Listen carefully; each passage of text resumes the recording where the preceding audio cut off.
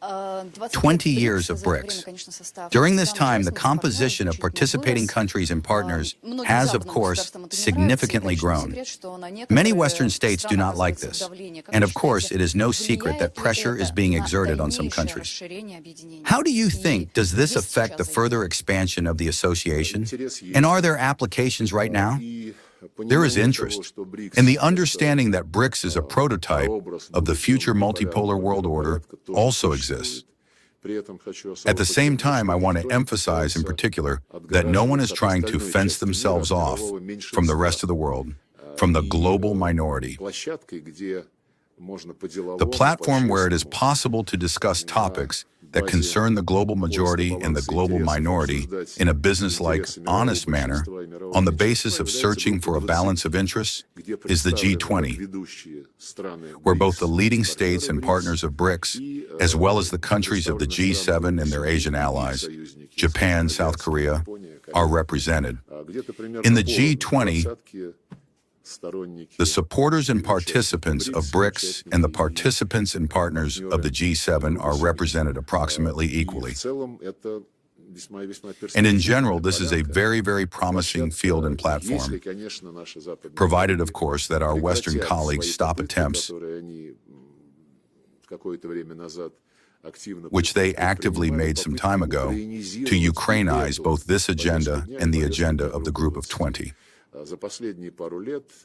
Over the past couple of years, under the chairmanships of South Africa, Brazil, and now India, we are achieving that BRICS will speak categorically against any political discussions within the framework of the G20 that will overshadow the urgent tasks of reforming the world economy and the world financial system. And therefore, any attempts to divert the discussion towards some scandalous topics around problems created by the West itself as a result of its aggressive policy will not be supported. These attempts will not be supported by the BRICS countries, which want to address within the G20 the issues for which this group was created: the world economy, global finances, world trade, and a fair reform of the Bretton Woods institutions. In general, they seek a fair approach to the system of global governance, so that countries with corresponding weight in the world economy, finances, trade, and logistics receive adequate representation in these structures, in the International Monetary Fund, in the World Bank, in the World Trade Organization. I do not see a drop in interest in BRICS as a result of pressure from Western countries, which, especially the United States, have publicly declared BRICS to be almost the main enemy of progress, by which they mean everyone's agreement with Washington's initiatives. I do not see a decrease in interest in joining the ranks of our association, both in terms of membership and from the point of view of joining the group of partner countries. There are specific applications for obtaining full membership.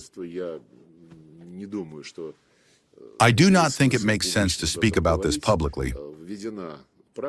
A practice has been introduced according to which an application for membership in BRICS will be considered from those states that have received the status of a partner state. Secondly, there is an understanding that at this stage we will not rush to expand the number of members, because BRICS doubled its ranks a couple of years ago, and we need, if you will, to get adjusted to working in the new, significantly increased format.